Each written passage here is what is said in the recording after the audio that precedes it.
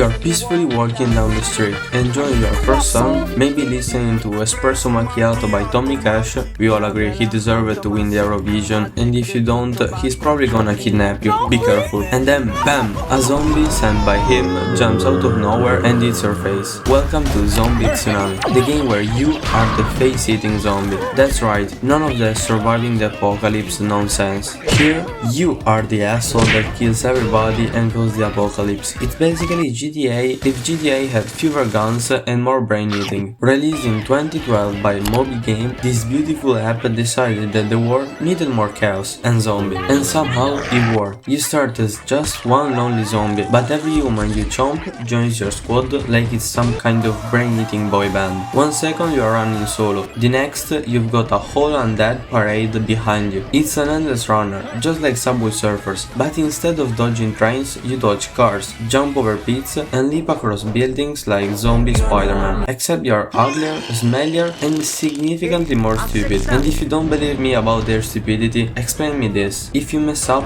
your entire squad follow you like ducklings will follow their mother and just dives into a pit. You lose all your zombies and rage quit. When your phone is broken, tell me again that these zombies aren't just a crowd of dumbass. Let's not pretend Zombie Tsunami wasn't big mobile game chaos. While everyone else was taking care of poo and slicing fruits like they were training to become the new MasterChef winner, not saying you actually need to train for it, Gordon Ramsay is going to throw away your dishes even so you're better than him. Zombie Tsunami was out here flipping buses, crashing helicopters, and turning entire cities into flesh buffets. Of course the game isn't just run through the city eating people, because what's better than that?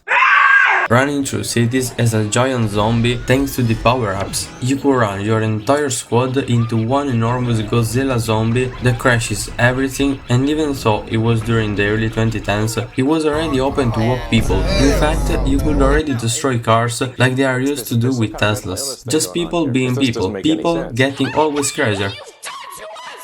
By the way, with that power-up, you became a weird creature just like the Leviathan by Hobbes, but you look more like Frankenstein. Bro, you seriously just did a reference to a philosopher in a YouTube video about Zombie Tsunami? Shut up, idiot.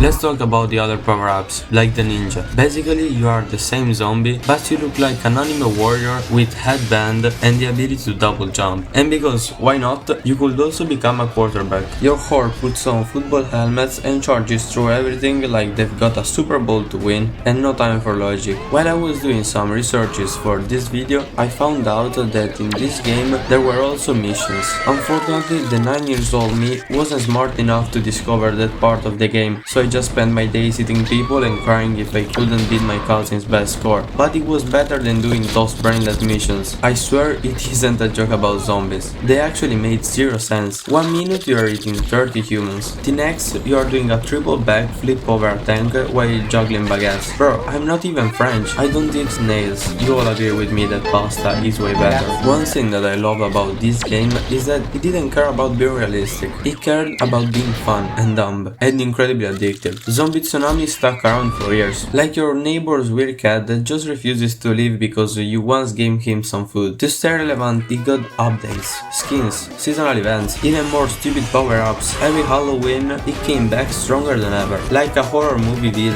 but cuter. At one point, they added zombie pets. Yeah, pets. Because clearly your undead horde wasn't complete without a floating skull with tiny wings. It was like having a dog and not buying the stupid stuff to dress it up for Christmas. There was also a new UFO update, one where they added the beach party, and an update where your zombies wore sunglasses and Hawaiian shirts. You haven't lived until you've seen a zombie eat someone while dressed like they're going to Coachella. Mobigame was just vibing. Every time you saw the game couldn't get any stupider, it did. Just like Trump's choices, don't kill me Mr. President, but somehow that stupidity just made it better, and it wasn't just some one-hit wonder either. The game hit over 200 million downloads. That's more people than the population of Baltimore, I guess. Birds count, that's even more brains than we'll ever need, but the zombies, they still weren't full. Eventually, Mobigame asked the most important question in game design: what if our zombies could fly? And thus, the the Zombird update was born. Zombirds are tiny flying zombie birds that give your horde special powers. Think of them like Luma in Mario Galaxy. It lets you spin, stun Goombas, and collect star bits. The difference is that there were lots of Zombirds that you could collect and evolve, each with a unique power. Ninja Birds, double jump, obviously. Quarterback Bird, stronger charge attacks. Samurai Bird, extra slicing action, because what's more normal than a flying dead bird